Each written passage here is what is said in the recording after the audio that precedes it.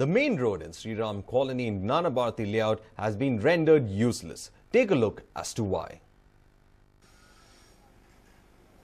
A newly constructed compound wall right across the main road of Sri Ram Colony in Nanabharati has been a source of frustration for its residents. Vehicles which drive down the road are forced to turn back in search of an alternate route, while the drainage pipelines which run under the road have been damaged. Residents have built small trenches around it to prevent it from seeping onto the road. Sir ಇದು 3 ತಿಂಗಳಿಂದ ಈಗ ಇದಕ್ಕೆ compound ಹಾಕಿದ್ದಾರೆ. ಇದು ಮೂಲತಃ ಇದು ನಕಾಶೆ ರಸ್ತೆ. ನಾವೆಲ್ಲ ಚಿಕ್ಕ ಹುಡುಗರು ಇರೋಂಗಿಂದನೂ ಇದೇ ರಸ್ತೆಯಲ್ಲಿ ನಾವು ಮಲತಳಿಗೆಲ್ಲ ಓಡಾಡ್ತಾ ಇದ್ವಿ. ಈಗ ಇದು ಕಾಂಪೌಂಡ್ ಹಾಕಿರೋದ್ರಿಂದ ಈಗ ನಾವು ಒಂದು ಮಲತಳಿಗೆ ಹೋಗಬೇಕಂದ್ರೆ ಜಸ್ಟ್ ಒಂದು 200 ಮೀಟರ್ಸ್ ಆಗುತ್ತೆ. ಇವಾಗ ಇಲ್ಲಿಂದ ಮಲತಳಿಗೆ ಹೋಗಬೇಕಂದ್ರೆ ಹೆಚ್ಚು ಕಮ್ಮಿಗೆ 2.5 ಕಿಲೋಮೀಟರ್ ಸುತ್ತಿ ಬಳಸಿ ಹೋಗಬೇಕು. The wall was built in mid-March by unknown parties. Not only are the residents helpless, but they do not know whom to blame for their woes. The situation would have been explained if the land belonged to someone else, but that is not the case either.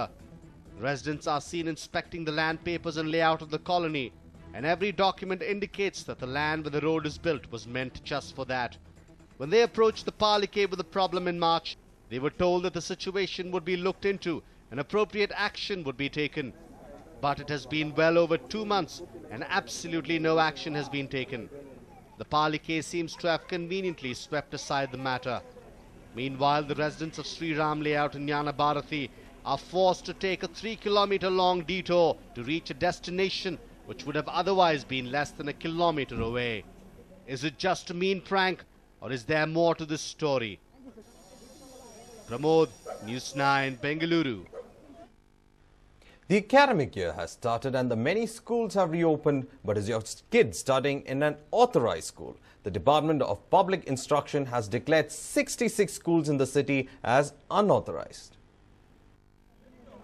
Have you got your child admitted to a new school this academic year?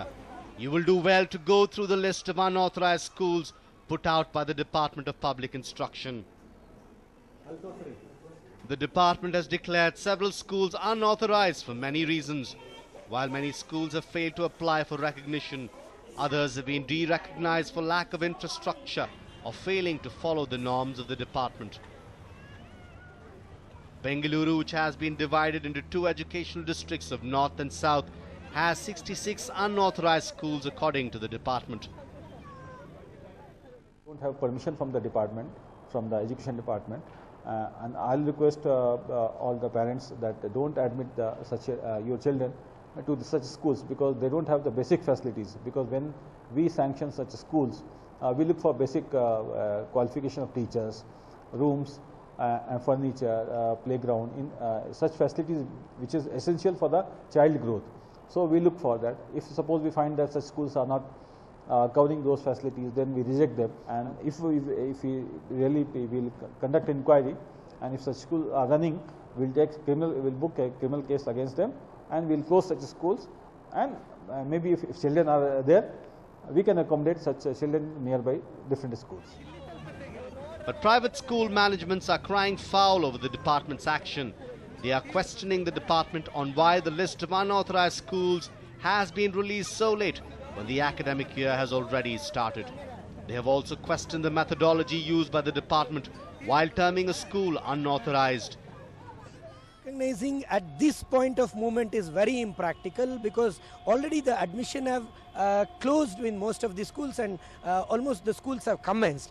And second thing is, if you de-recognize now, on what basis you have de-recognized, whether it is for the purpose of renewal of recognition or the school have not applied for the recognition, there are various angles to look into. So you can give a notice to the concerned schools because from past 1 year, the officials are in and around these same schools, and now bringing after the new academic is very impractical, and we don't welcome this. We urge the government to immediately see into the matter and stop this. The department claims that it will make alternate arrangements if these schools have already admitted children for this academic year. We only hope this tussle between the schools and the department doesn't spoil the career of the students. Harish Upadhyay, News9, Bengaluru. It's not every time that the government does something that benefits the people of the state. Here's a report on a case where the government started out doing a good deed but later lapsed into its old inefficient ways. Year after year, excitement soars for students as they go for CET counselling. But at the Karwar CET cell, it is the opposite.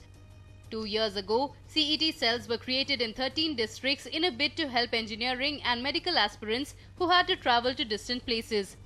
Karwar too was one of the new centres. 2012 was the first time counselling was done at Science Centre in Karwar. In 2013, much to the despair of students, the venue was changed to Girumaji Sale Engineering College, owned by Satish Sale. This year too, the counselling is taking place in the same centre. This college is located in Goriwadi, which is 15 kilometers away from Karwar. There is no proper bus connectivity to the place. Many basic necessities such as food and water are also lacking at the centre, which is in an isolated area. There is a hue and cry over the location of this centre, as the shift has inconvenienced students and parents who are made to travel all the way in auto rickshaws. City counselling ಅಂತ ಭಟ್ಕಳದಿಂದ ನಾವು 150 kilometre ಕಾರವಾರಕ್ಕೆ ಬಂದಿದ್ದೇವೆ. ಆದರೆ ಕಾರವಾರ ಸಿಟಿಯಲ್ಲಿ ಇದನ್ನು ವ್ಯವಸ್ಥೆ ಮಾಡ್ಬೋದಿತ್ತು. ಅದನ್ನು ಬಿಟ್ಟು ಗೋವಾ ಗಡಿ ಹತ್ತಿರ ವ್ಯವಸ್ಥೆ ಮಾಡಿದ್ದಾರೆ. ನಾವು ರಿಕ್ಷಾ ಕೇಳಿದ್ರೆ 150 ರೂಪಾಯಿ ಕೊಡಬೇಕು ಅಂತ ಹೇಳಿದ್ದಾರೆ. ಇದು ಬಡವರಿಗೆ ಭಾಳ ಅನ್ಯಾಯ ಆಗುತ್ತದೆ. ಅದರಿಂದ ಸಿಟಿಯಲ್ಲೇ ಇಟ್ಟಿದ್ರೆ ನಮಗೆ ಯಾವುದು ತೊಂದರೆ ಆಗ್ತಾ ಇಲ್ಲ ಆಗಿತ್ತು.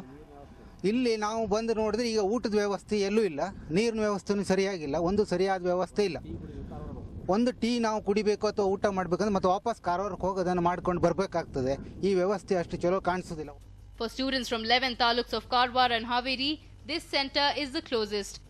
People coming from other places have to travel an extra 15 kilometers to reach the counselling centre. The issue of the centre being away from the city was raised last year as well. It was alleged that the counselling centre was moved in a bid to boost the fortunes of the college owned by the Karwar MLA.